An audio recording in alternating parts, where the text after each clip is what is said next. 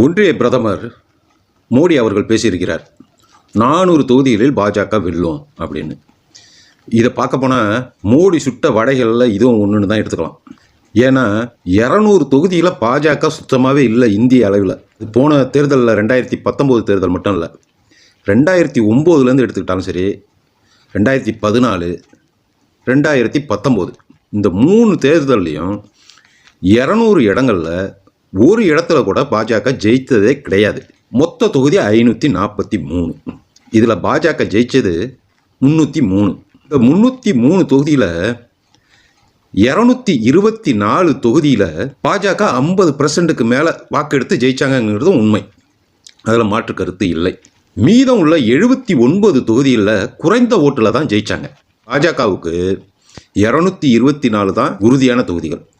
இந்த 303ல் 79 தொகுதிகள் அவர்களுக்கும் கிடைக்கலாம் அல்லது எதிர்க்கட்சிகளுக்கும் கிடைக்கலாம். அப்படி பார்க்கும்போது இந்த 200 தொகுதிகளை இதுவரை பாஜக ஜெயிச்சதில்லைன்னு சொன்னால அது என்னன்னு பார்த்தீங்கன்னா 2014, 2009, 2019 இந்த 3 தேர்தல்களையும் தெற்கு மாநிலங்கள் மற்றும் கிழக்கு மாநிலங்கள், வடகிழக்கு மாநிலங்கள் என்னென்ன தொகுதிகள்னு பார்ப்போம்.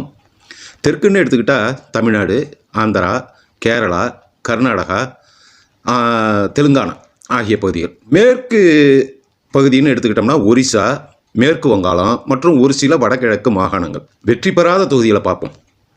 தமிழ்நாட்டில் 39 தொகுதிகள். இதில் 38 தொகுதியில் ஒரு முறை கூட பாஜக ஜெயிச்சதில்லை. கன்னியாகுமரியில் மட்டும் ஒரு முறை ஜெயிச்சிருக்காங்களே. நீங்கள் கேட்கலாம், கோயம்புத்தூரில் சிபி ராதாகிருஷ்ணன் ஜெயிச்சாரன்னு. அது 3 தேர்தல்களுக்கு முன்பு, கடந்த 3 மக்களவை தேர்தல்கள் தான் நான் இப்போ சொல்கிறேன்.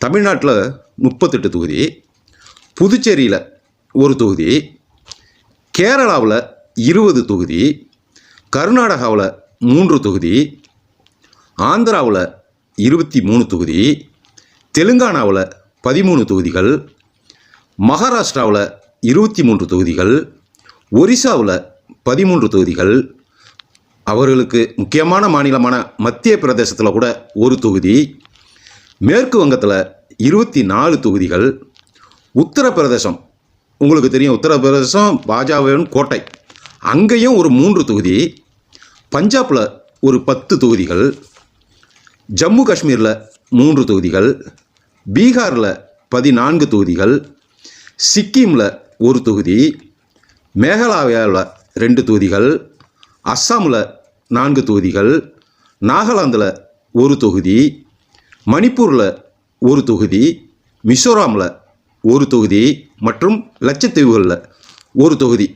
இவைகளை கூட்டி பார்த்தா 200 தொகுதிகள். கடந்த 3 தேர்தல்களில் பாரதிய ஜனதா ஒரு முறை கூட ஜெயித்ததே கிடையாது. அடுத்ததாக 543 இந்த 200 ஜெயிக்கலைன்னா பாக்கி இருக்கிறது 343. எப்படி 400 தொகுதிகளை ஜெயிக்க முடியும்? அந்த அளவுக்கு வளர்ந்து விட்டதா என்றாலும் இல்லை. இவைகளெல்லாம் பாஜக வளராத இடங்கள் தான். 543ல் 303 தொகுதிகள் இவங்க ஜெயித்தாங்க. அதுலேயும் 224 ஊர்ஜிதமான தொகுதிகள், 79 தொகுதிகள் எந்த பக்கம் வேண்டுமானாலும் மாறும். அப்படி இருக்கையில் இது மோடி சுட்ட வடை தானே. நன்றாக சிந்தித்து பாருங்கள். இந்த 224 தொகுதி 50%க்கு மேலே வாக்கெடுத்து ஜெயித்தாங்கல்ல, அவைகள் எந்த பகுதின்னு பார்த்தீங்கன்னா மேற்கு தொகுதி, மேற்கு பக்கம், வடக்கு பக்கம் மற்றும் மத்திய பகுதி. இந்த ஹிந்தி பெல்ட்னு சொல்கிறோம்ல, அங்கே மட்டும்தான். இதுதான் இந்த 224. காங்கிரஸ் எடுத்துக்கிட்டால் இந்தியா பூரா ஓரளவுக்கு கட்டமைப்போடு உள்ள கட்சி. ஆனால் பிஜேபி இந்தியா முழுவதும் கட்டமைப்பு கிடையாது என்பது இதன் மூலம் ஊர்ஜிதமாகிறது. எல்லா இடத்துலையும் இருக்க காங்கிரஸே ஒழிச்சிருவோம் அப்படின்னு சொல்கிறாங்க. ஆனால் இவர்களே வளராத பகுதிகள் இந்தியாவில் நிறைய இடங்களில் இருக்குது. அப்படிங்கிறது தான் உண்மை. ஆகவே மக்களே, நீங்களே எண்ணி பாருங்கள். பாஜகக்காரர்களே ஏற்றுக்கொள்ள முடியாத அளவிற்கு 400 தொகுதிகள் என்று பிரதமர் மோடி அவர்கள் வடை சுட்டுள்ளார். எத்தனையோ வடைகள் சுட்டுள்ளார், அவற்றில் இவைகளும் ஒரு வடை, அப்படி தான் எடுத்துக்கலாம். இப்பொழுது வடக்கு பகுதிகளிலும் கிளர்த்து எழுத தொடங்கிவிட்டார்கள். படித்தவர்கள், புது வாக்காளர்கள் அதிகம். அவர்களுக்கு மத்தியில் தற்போது மோடி அவர்களுக்கு வாய்ப்பு குறைவுதான். இப்பொழுது அவர்களும் விழித்து கொண்டிருக்கிறார்கள். ஆகவே 200 தொகுதிகளுக்குள்ளாக முடக்கப்படும் என்பதுதான் உண்மையான நிலவரம். இடி இவங்க வச்சிருக்கிற இடி கோர்ட்டு மூலயமா இப்படி ஏதாவது பிரச்சனைகள் பண்ணால் இந்த நிலை மாற வாய்ப்பு இருக்கிறது. இவிஎம் மிஷின்லேயும் பிரச்சனை என்று பேசப்படுகிறது. நிதிஷ்குமார் அவர்களை பீகாரில் உடைத்து இழுத்து கொண்டார்கள். ஆனாலும் அது அதிருப்தியாகத்தான் அங்கே எதிரொலிக்கிறது. மகாராஷ்டிராவில் அஜித் பவார் அவர்களுக்கு சின்னம் ஒதுக்கப்பட்டது.